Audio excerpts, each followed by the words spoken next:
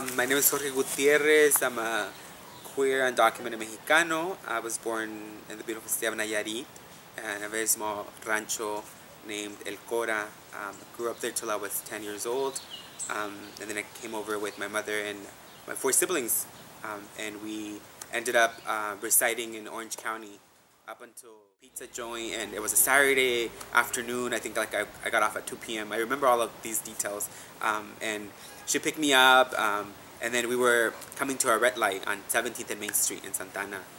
And it was like the longest red light of my life. And you know, there was some banda music in the background. She turns it off, and it's one of those moments where something's coming at you. You don't know what it is, but something's coming, right? And very dramatic, like the novela style, you know. And then she looks over at me and she tells me, you know, "Mijo, ¿te gustan los niños o las niñas?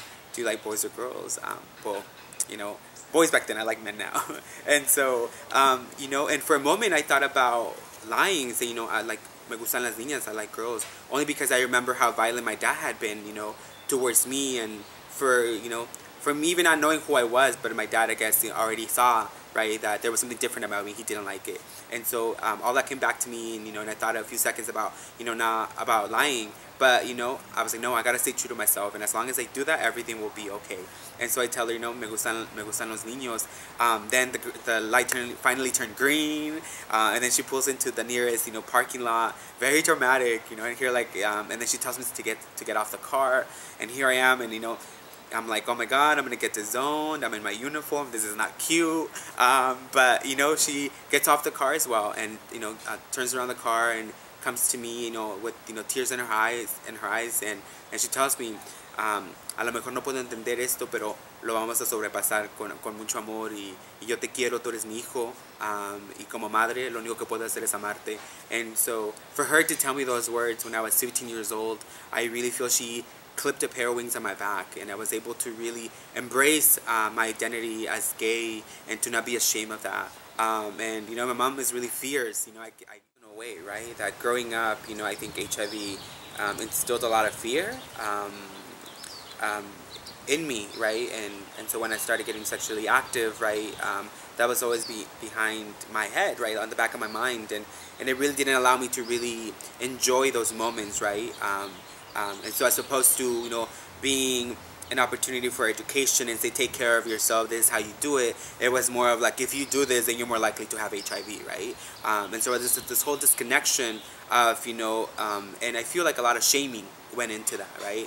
And it took me a couple of years to be able to say, this is my body and I want to celebrate it, and I want to be healthy and I want to take care of it, you know, in a way that allows me to fully participate, you know, in the sexual activities where I'm in control of my body, right? And I'm not allowing this sort of information from mainstream public, right, that tells me just because I'm gay that I'm more likely to get HIV, right? But I was able to really reclaim that and say, like, no, like, this is my body, I'm going to take care of it, I'm going to use protection, and I'm going to enjoy what I do.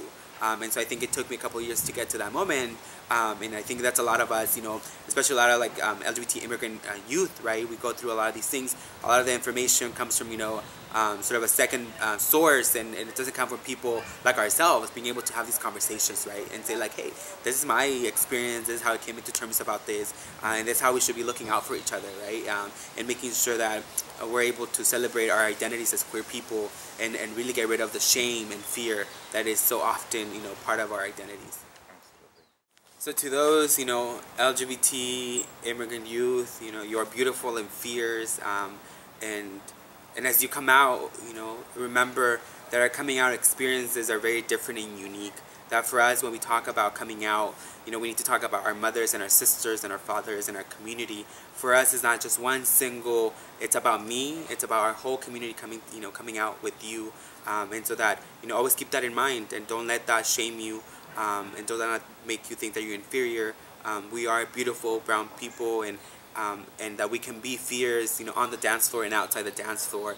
And we need to build community, come together, come out to each other for each other, and really celebrate our humanity, our queerness. And I always go back to someone tell me, right, in this world of oppression and discrimination, we will never be queer enough. So I invite all of you, right, to tap into those identities and be who you need to be, say what you need to say, and that there's a whole community behind you.